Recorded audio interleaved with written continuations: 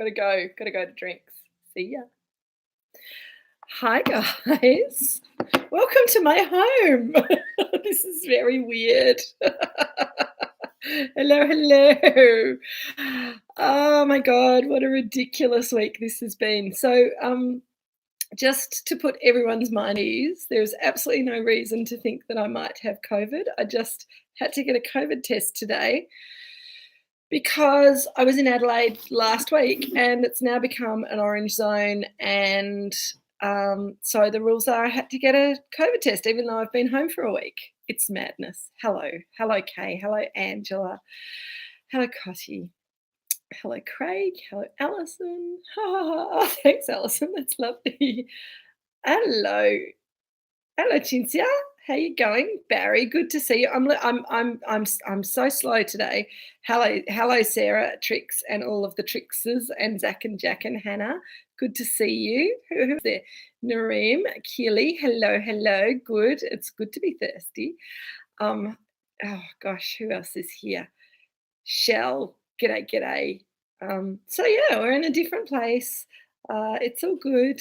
Polly has to calm down. Come on, Polly, come. You have a little lie down with your bone. I gave her a bone thinking that might calm her down. No, she's not very impressed with being in isolation.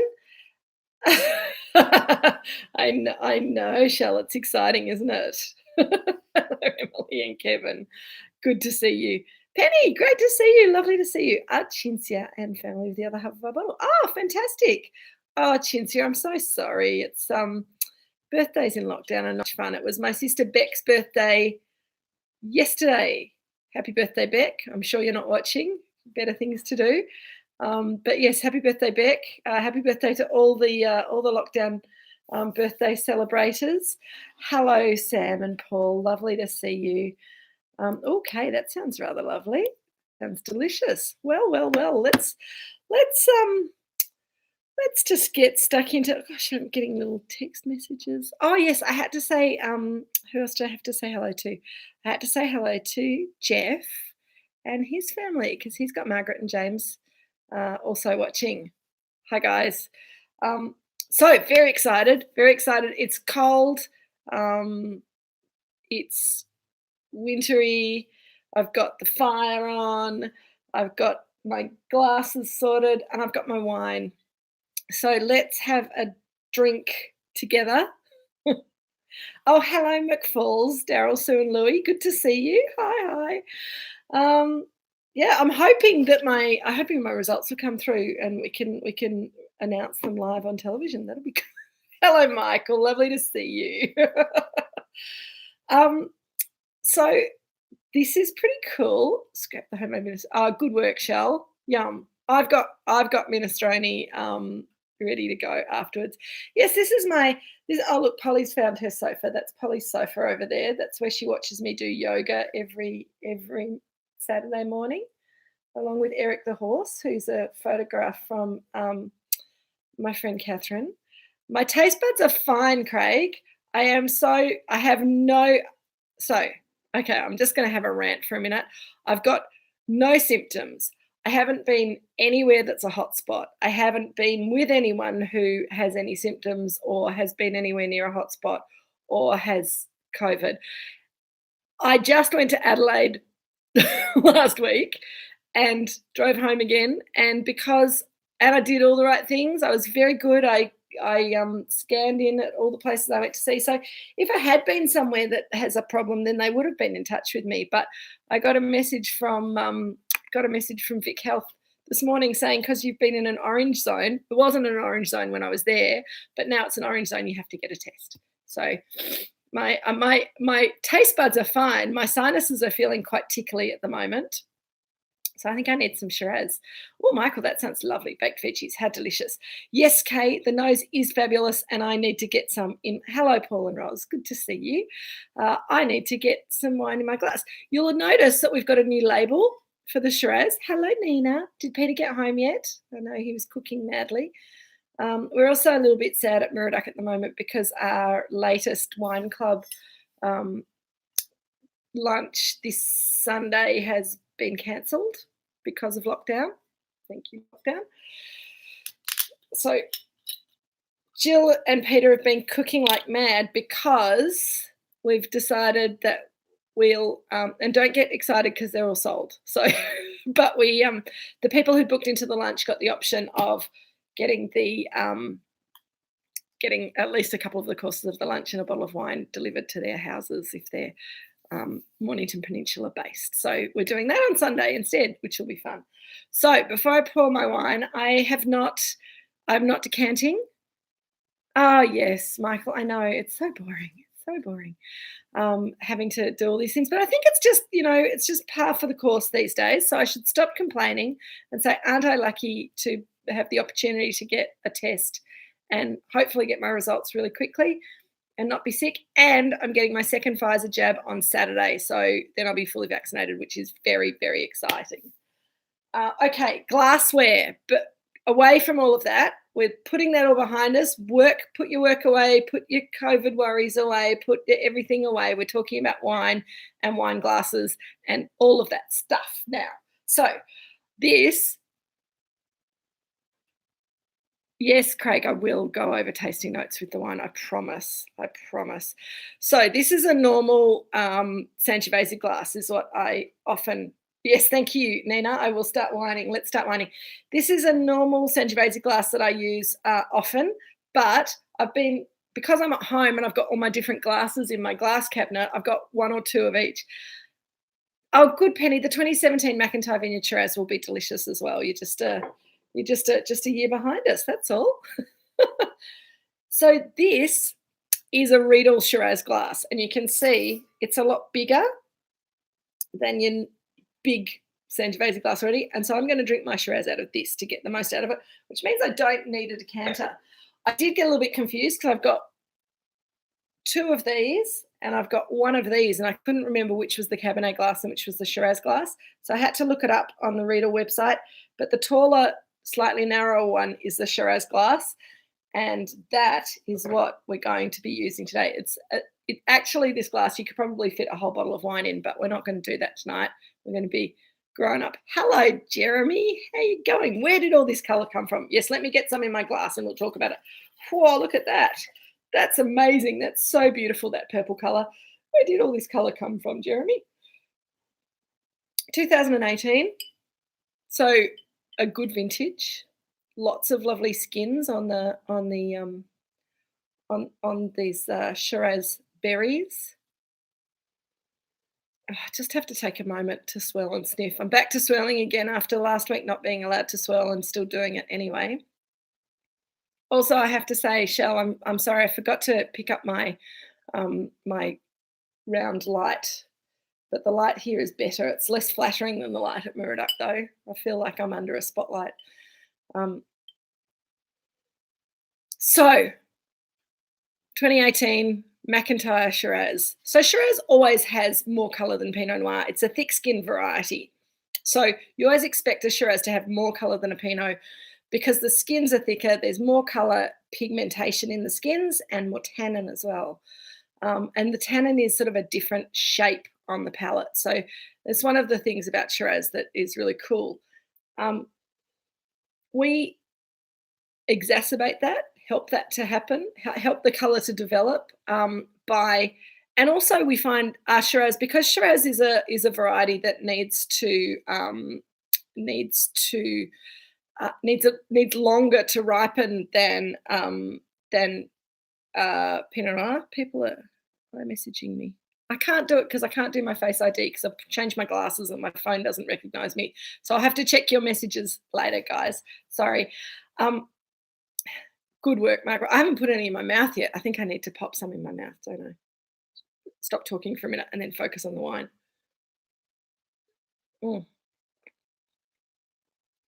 Hello, Neil. How lovely to welcome you to our little tasting drinking group. So yes, 2018 was a year that was really terrific for Shiraz because we had this long, lovely ripening period. Shiraz needs a bit longer to ripen than Pinot Noir. So usually if we're picking our Pinot Noir in early to mid-March, then the Shiraz is usually at least a week or 2 or maybe 3 behind the Pinot Noir. So it's always takes longer for it to get ripe, and we're always not quite sure if it's going to get there or not. And in 18, it absolutely did. We were really, really happy with it. But we're talking about cool climate maritime Shiraz, not the sort of Shiraz that we're really used to. Oh, hello, Sue, as well. Lovely to meet you. So cool climate Shiraz, and in Australia, we're used to warm climate Shiraz, warm to hot climate Shiraz. If you think about Coonawarra, you think about Barossa, you think about McLaren Vale, it's a lot warmer in those climates, and it makes a very different shaped Shiraz. Hello, Cheryl, lovely to see you.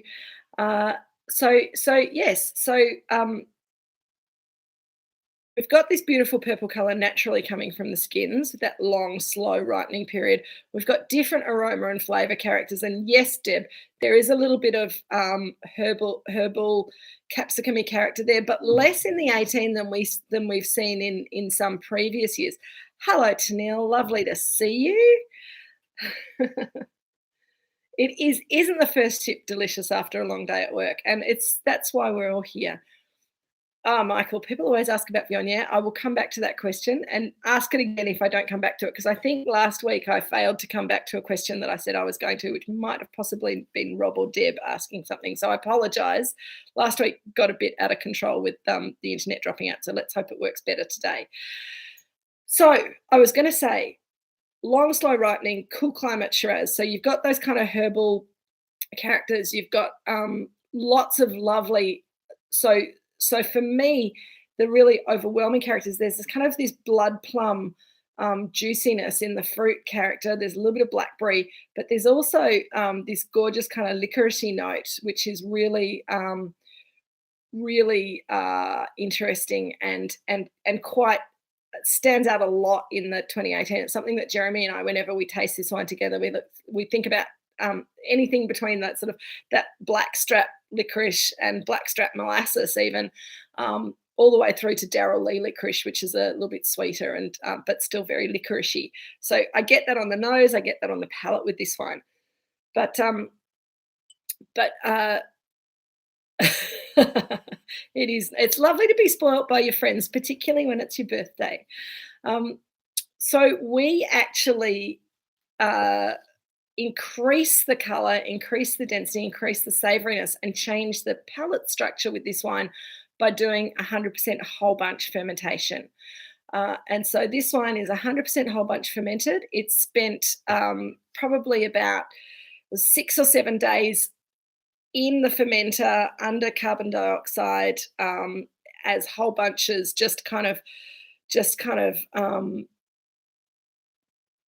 sitting there doing its thing, doing a little bit of carbonic maceration, which will pull a bit more of the colour out of the skins into the juice. And then we walk on it every day. Yes, with stalks, Barry, whole bunches includes the stalks. So you just pick the bunches of grapes and you put them straight into the fermenter. No destemmer required. Once it's been there for that 6 or 7 days, and there's some carbonic maceration happening in the inside the berries. So carbonic maceration, we've talked about that before, but it's probably worth just mentioning it again because we've got some newcomers, which is lovely. Carbonic maceration sounds really technical. It's a really cool thing that happens when you do whole bunch fermentation under carbon dioxide. So there's no oxygen able to get into the grapes and the yeast can't get into the juice. So you get a little bit of breakdown of the sugars inside the berry. The sugars start converting to alcohol as a kind of chemical reaction inside the berry. And what that does, and it doesn't last for very long, and we walk around on top of it to release the juice into the system. That also introduces some oxygen into the system when we get in and we walk around on it. Richard actually does the walking, nobody else is allowed. But squashing those berries and releasing the juice is actually allowing the sugar in the juice to come into contact with the yeast and normal fermentation to happen, which is pretty good. Simon, don't you like Choo Choo Bar? I love a Choo Choo Bar, but there's more there. There's that lovely red plum character. There's some black pepper coming through, and get more air into it because the licorice kind of just kind of sits back for me as the wine airs. So if the licorice character is too much for you, just keep swirling, get more air into the wine, and I think that makes it pretty awesome. I agree. Thank you, Jeremy. This wine looks incredibly savoury, even though we had a really lovely warm vintage in 2018.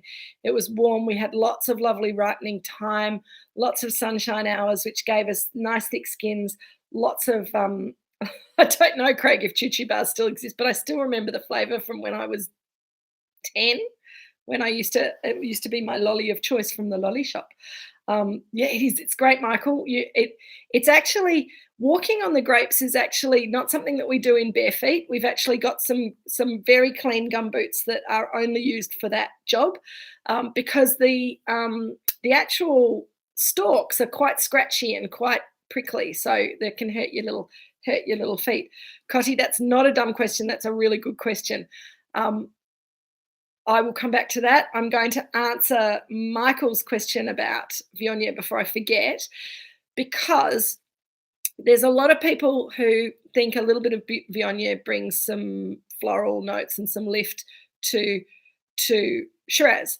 And Richard and I have done a lot of research because we were interested to know whether we should be thinking about trying to grow Viognier. I don't think Viognier really works brilliantly on the Mornington Peninsula. There's a couple of people growing a little bit of it, but I think you need slightly warmer conditions generally for Viognier to do its best. And Simon's about the same age as me, aren't you, Simon? Do you mind me giving that away? He looks very young in his photo. I think that might be an old photo. Do you think, Simon? Viognier can add some floral lift to a wine, but after tasting a lot of different straight Shiraz Syrah from France and wines that have a little bit of Viognier in them, it's not a linear equation. Some of the straight Syrahs are quite floral. Some of the wines with a bit of Viognier in them don't taste of Viognier at all if you don't get the Viognier ripe enough. And Richard and I decided in the end that we prefer our Shiraz without Viognier from Mornington Peninsula. If we were in Heathcote or in Canberra, then maybe it would be a really different conversation that we'd be having. And I think that Viognier has a really important place to play in some Shiraz, but we like our Shiraz straight. We get the florals from the Cabernet maceration, and also we get a slightly floral character from our vineyard anyway. And I think with that kind of capsicum character, Viognier can kind of not play so well with Shiraz that's got as much kind of that cool character going on. Yeah, Viognier likes hot climates, and it's a grape variety that loses its acidity when it gets really ripe, but it's also pretty good. Thanks, Craig. Pure as the driven snow. Now I'm coming back now to Rob and Deb. I will talk to you about so the tasting notes on the bottle. They're not actually tasting notes. It's more a vineyard descriptor, and and I think it's because you're looking at the picture that looks a bit like a soil sample and looks like sandy soil on it. In fact, that's not what the image is. The image is a picture of an old Shiraz vine. It's the bark of the Shiraz vine. And we thought it was rather lovely, and we thought it kind of depicted the way we feel about Shiraz as well. So yeah, absolutely. The question about the soil, if you look on the back label, we have added in 2018, I think it was 18, that we changed the words on the back label a little bit and talked a bit more about the soil of the different properties when we're talking about single vineyard. Thank you. Thank you. We talked about the different soils and the different properties for the single vineyard wines because we think that's a really important aspect to the wines. I'm going to put the lid on so that I don't throw the rest of the Shiraz all over myself while I'm throwing the bottle around. But the thing about the McIntyre vineyard, as Jeremy's pointed out, if you dig a hole beyond about 700 millimetres down, you hit clay. So it's sandy topsoil, and then it's on really sandy clay, and the clay has got these veins of sand that run all the way down, which is not unique, but relatively unique to it's special about our vineyard because we don't get so much sand in the subsoil in the other vineyards that we work with, and we think that that's one of the reasons that we get such different flavors from the McIntyre vineyard. It also means that the vines, after a few years, can put their roots deep down, find groundwater, and we don't have to ever irrigate the vines once they're established on the McIntyre vineyard, which is really cool. It also means that they're a little bit more vigorous during summer than sometimes we would like because we can't control them by not giving them as much water. So yeah, it's an interesting thing. Craig, Jeremy might be able to answer that question about the roots. We have pulled some vines out, and some of those root systems seem to be sort of 3 or 4 meters down and probably further. So, but Jeremy might be able to give us an answer on the depth of the roots. I'm not really sure. It is pretty cool, Nina, that they find the groundwater. It's really lovely, self-sustaining. Okay, back to the question about magic stalks, because Jeremy's kind of reminding me that I haven't answered that question yet. So this wine, really simple winemaking. Pick it nice and ripe. These vines are older than the magic stalks vines as well, but pick it nice and ripe. It's 100% whole bunch straight into the vat. Cover it up. Give it 7 days, then we start walking on it. The wild yeasts get into the juice. Then once we start walking on it, we walk on it once a day as the ferment is live and going on. Oh, thank you, Jeff. Hello, Kieran. We miss you so much, and one of these days you will be able to join us again. So thank you for passing that on, Jeff. I miss being watched in Dubai. So while the ferment is active, we walk on the grapes every day, and it takes about a week for us to start sinking down so far that we're not sure that we're going to be able to get out of the fermentation vat. Hello, Linda. How are you going? Very good to see you. Lots of love to Steve. Hope he's feeling all right. So the ferment goes for a bit longer because we're still releasing juice from the berries every time we step on it, and then after about a week we're plunging. We can't get all the juice out of the berries using this technique. So we will then remove all of the fermented juice, so that gets pumped out, and then it's really hard work. And we were talking about this the other day. It's really hard work for whoever gets to dig out those whole bunch fermenters, but those whole bunches get dug out into the press, and we press it off.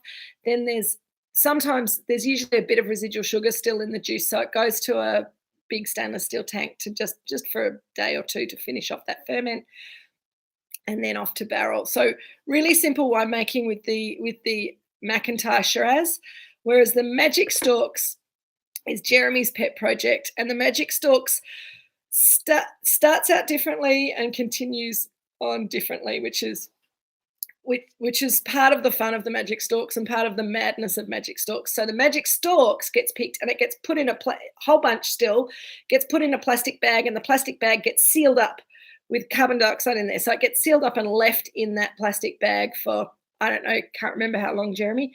But the Magic Stalks that's a full carbonic maceration to start off with. And then we will open the bag up and walk around on it a little bit to break it up a bit. By then the ferment's got started, and we then we actually de-stem the fruit partway through fermentation, which is very non-traditional winemaking. There was I was talking to some friends about it the other day, and they said that they'd asked a French winemaker if they ever de-stemmed partway through fermentation, and he looked at them as though they were completely insane. Why would you do that? Because it's not traditional winemaking. But you put the fruit through the de-stemmer partway through the fermentation, and then you let it finish fermenting on the skins, and then press it off. and then that's the magic stalks. So the magic stalks is lots of different kind of winemaking techniques that we throw at it to try and maximize that early carbonic lolly shop lift and minimize that kind of really dark the herbal notes and the really dark savory tannin structure that we're getting in this wine. So this wine has a lot longer time on the stalks, and so we pull more. We thank you, Simon. That's very good. New avatar, fantastic. Oh, Jeremy's and on. No, I think walking on the grapes it's very Italian. It's a lovely way to make wine, and I think that Dad really loves.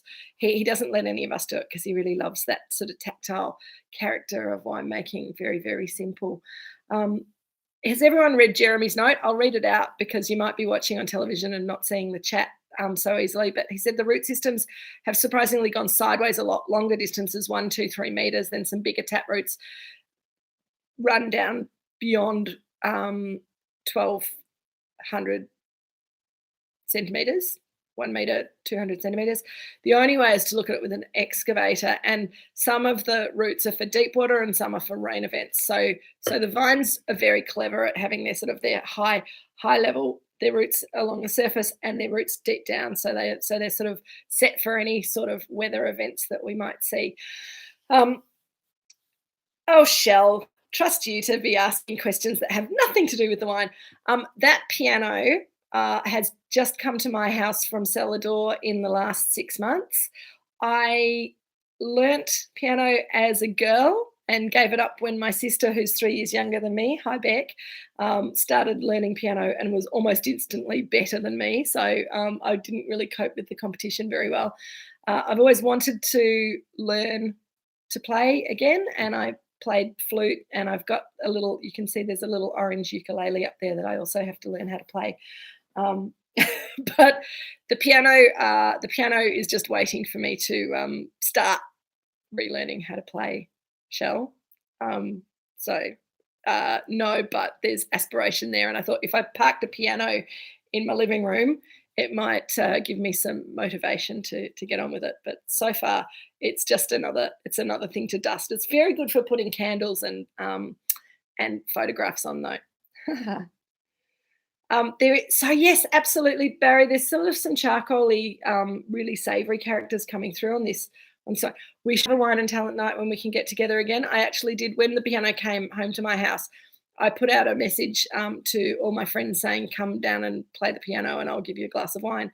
But nobody has taken me up on that offer yet. So we'll get it sorted. Keeping on okay, I've already done that. Nina, like Sideways, the movie. The root system. Ha ha ha. Very good. Hello there. That would be Renee and Nigel. How you going? Piano event with Kate. Yes, I think I can tell you that I'm much better at tasting wine than I am at playing piano, but I'm quite good in a sing-along. Okay, so this wine, we haven't done a proper tasting note, Craig, and so let's go. Let's go. So deep. It's got a deep ruby colour on the nose. Look, I can't even remember any of that stuff. Stop what? Stop what, Barry? What are we stopping? Hello, Sue and Jeff. Lovely to see you. Wine and sing along. Yeah, it'll be good. Oh, Keely, excellent. She can come and play. We can have some wine. Yeah. So actually, the okay. The piano is an old ship's piano that Mum and Dad bought when they were first married, and it was their first piano, and they inherited a couple of baby grands from their parents after that. So this one got relegated out to the cellar door, and you can see it's got a big scratch down the side. It's been a bit neglected, so I just thought I'd bring it home and give it some love. It's nice and warm next to the fire anyway. Polly likes looking at it. All right, acid. What do you think, Craig? Where do you think the acid is? So,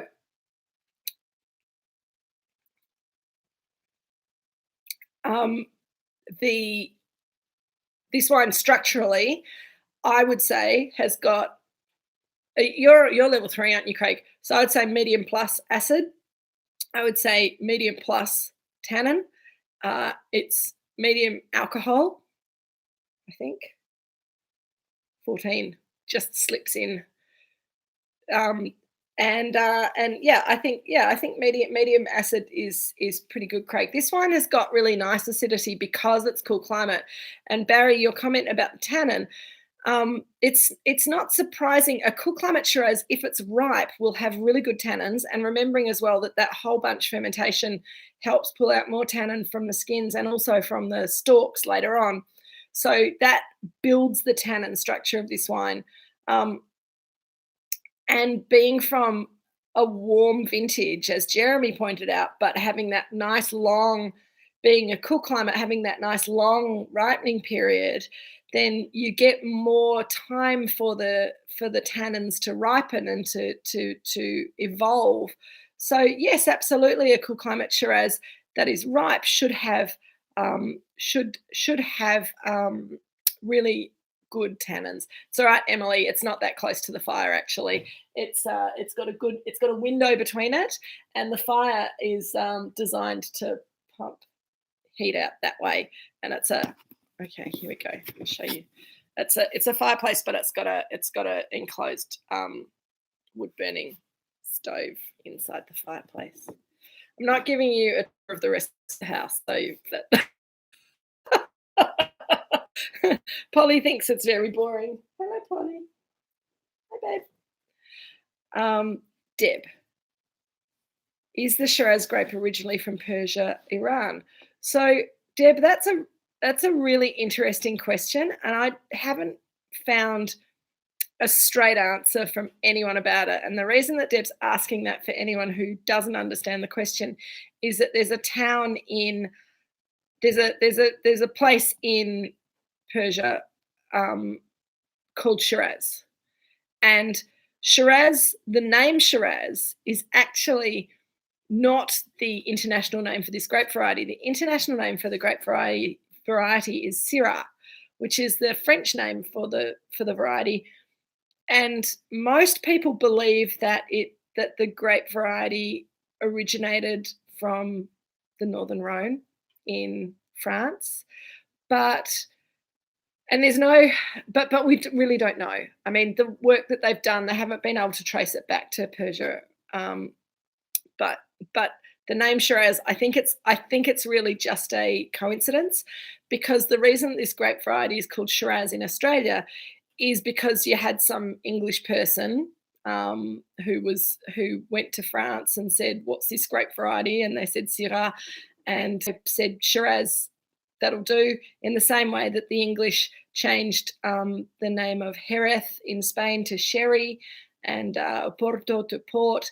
They just kind of mangled the names a little bit, and the anglicized version of the name changed. And because so much Syrah was grown in Australia in the early days, and it's still the most widely planted grape variety in Australia.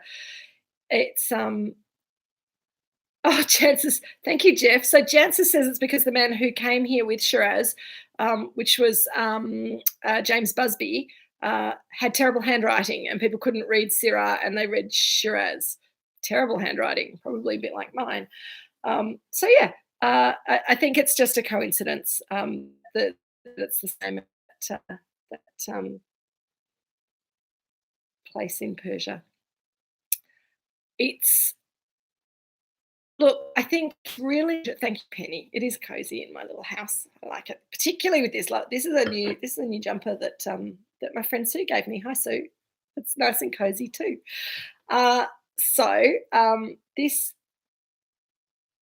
This Shiraz, I think, really confuses a lot of people, and I do get the question from a lot of people, particularly people in the Australian wine trade and people who are engaged with Australian wine.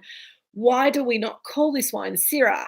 And the reasoning for calling this wine Syrah is that it has more in common with a cool climate or a medium climate, because actually the Rhone is quite warm, and particularly the right up in the top of the northern Rhone, the Côte Rôtie, that translates as roasted vineyard, roasted slope. So they get a lot of sunshine, but there's a savouriness that you get in the Syrah from France that you don't usually see in a traditional Australian Shiraz.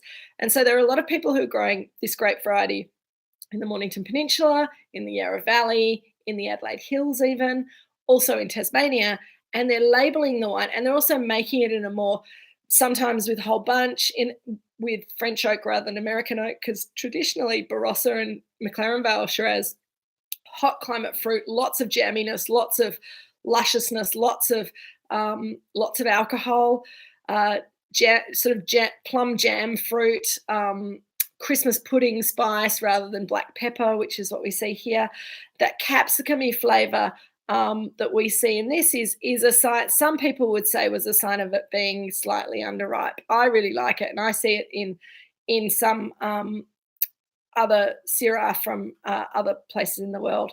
But yeah, it's a character. Some people taste this wine, and in fact, if you read the latest James Halliday review from last year, Ned Goodwin reviewed our wines, and he wrote some really nice things about our Pinots and Chardonnays. And he basically said about the Shiraz, I really don't know why anyone would bother growing Shiraz on the Mornington Peninsula. It just doesn't get ripe enough. So he's obviously looking for riper flavours in his Shiraz. We love the flavours that we get. We make 130 cases of this wine in a good year, so we don't have huge amounts of it to sell. It is a hand sell, and it's for people who appreciate that cooler climate Shiraz style, who are going to enjoy it.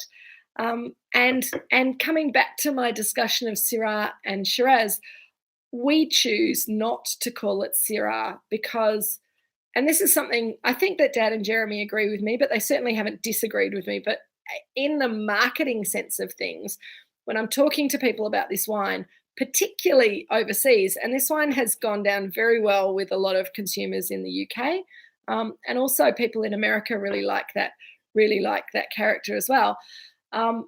And I would much rather have a conversation with them about the fact this is Australian Shiraz from a cool climate, a cool maritime climate, which is the Mornington. And this is what Shiraz looks like when we grow it here. And this is why we can make such beautiful Chardonnay with beautiful natural acidity and great flavour, and why we can grow terrific Pinot Noir where we are.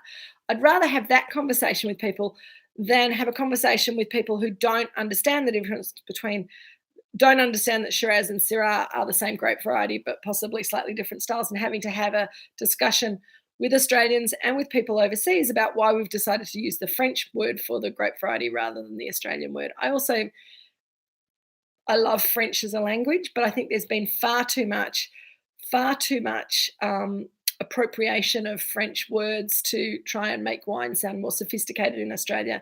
And I think Australian wine is sophisticated and has a style all of its own, and we don't need to borrow French words to make it sound fancier. So that's why we call this wine Shiraz rather than Syrah. But a lot of other people would choose to call it Syrah if they were growing it and making it where we are because of the connotations of it being a cooler climate style. Now, there's been a lot of conversation about, Barry, I don't agree with you when you say that the wine has a bitterness. I think it has a savouriness to it, but I think if you're sensitive to bitter flavours, then maybe. But it's about savouriness rather than sweet fruitedness. And you know, a lot of people see bitterness as being a negative character in wine, but I think it can be really a nice way to clean up the palate, and I think that that savouriness and that firm tannin and those slightly green herbal characters.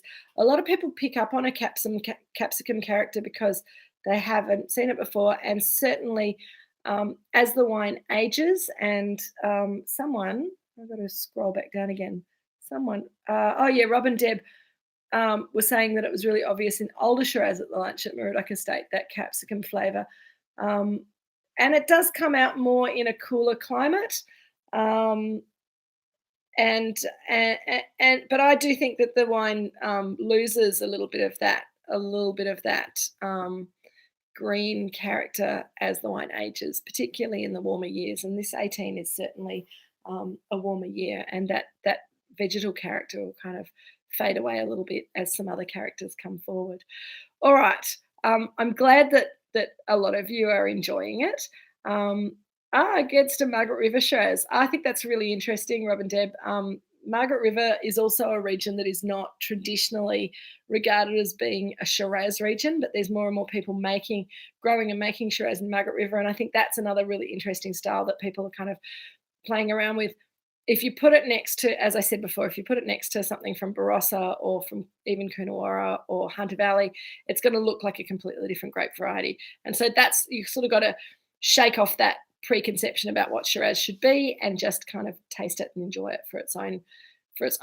What have you been saying? Peter's making up words and Barry's making up words. I'm not, Barry, I like your thinking, Shiraz pen, but I'm not going there because there's too many ridiculous. It's like the names that they had to come up with for fortified wines when we lost the right to use sherry and port and things like that. They came up with some crazy names.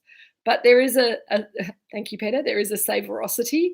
There is a Shirazity to the wine. And I think that when you put this wine with food, and Emily's pointed out that slow cooked lamb shanks with cauliflower mash sounds awesome. It will be delicious. This one really needs food quite a lot. So I hope that you've got some yummy food waiting to match it to. Well, Jeff's just had it with fried backstrap. I've got a little bit of hee. Barry, you've been very chatty today. It's nice to have you back. In fact, everyone's been really chatty today. It's been really like, oh, Joan. Cool. Yeah, I think that it does work really well. Those herbal flavours goes really well with strong flavoured cheeses. I do think it's pretty awesome. Ha. Good with the Mongolian lamb. Excellent nachos, Nigel. Nice. Yeah, it's got a really long finish. It's going to open up more and more. I've got some lamb backstraps to cook up for my dinner tonight as well with this. So I think that'll be pretty yummy with this one. This is a great wine, as I said in the email on Monday, to match to lamb. Slow cooked lamb be fantastic. Fast cooked lamb also good with snags, and your roast veggies as well will be delicious with it. I hope it's going well with your pizza shell, because it can handle those sort of things as well. And if you match it to something with cooked capsicum in it, that's quite interesting too, because it kind of plays with that capsicum flavour that people are seeing in the wine, that plays with the food. And for some people it accentuates it. Some people it kind of makes it fade away because it's not as obvious. Fillet of beef, Cheryl, that sounds delicious. Now, Craig, did I give you enough technical information on the tasting of this wine? I think we've kind of gone. I kept getting people have led me astray. But if you need any more sort of serious wine tasting stuff, then I can certainly give you some on the side. Thank you, James. That's very kind of you. Sam, that sounds delicious. Oh, good, Shell. Glad that it's going well with your pizza. We're up to nearly 45 minutes. So if anyone has any questions, go. Oh, Barry, is there data about the decrease in acres? So Barry, there's very few people growing Shiraz on the Mornington Peninsula, and I don't think that there's going to be a lot of people planting it because really it is quite marginal as a climate for Shiraz. We're one of the warmer sites at Moorooduc Estate at the McIntyre vineyard, which is in the north. It's in the most sheltered part of the vineyard. So there's not a lot of sites on the peninsula that can grow Shiraz and get it ripe effectively, I don't think. Paringa Estate makes a very good Shiraz. It's a bit of an award-winning wine. It it took there's also thank you, Jeff. It's also Merrick's Estate makes a good Shiraz. Montalto makes a lovely Shiraz as well.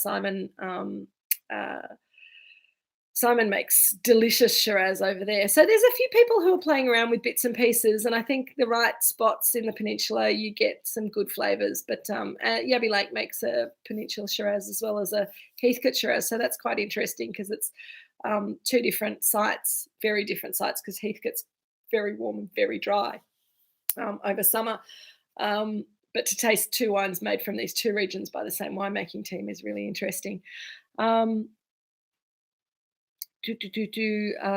Neil comparing the Maverick.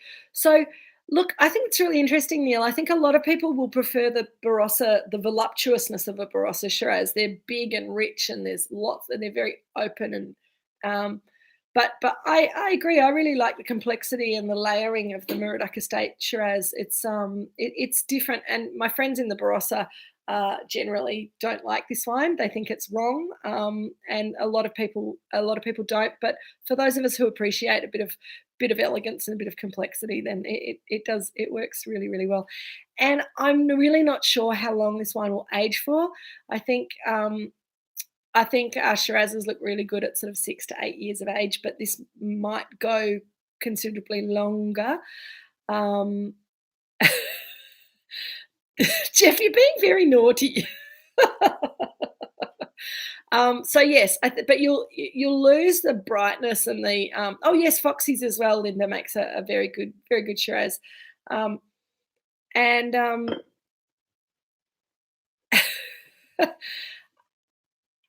it's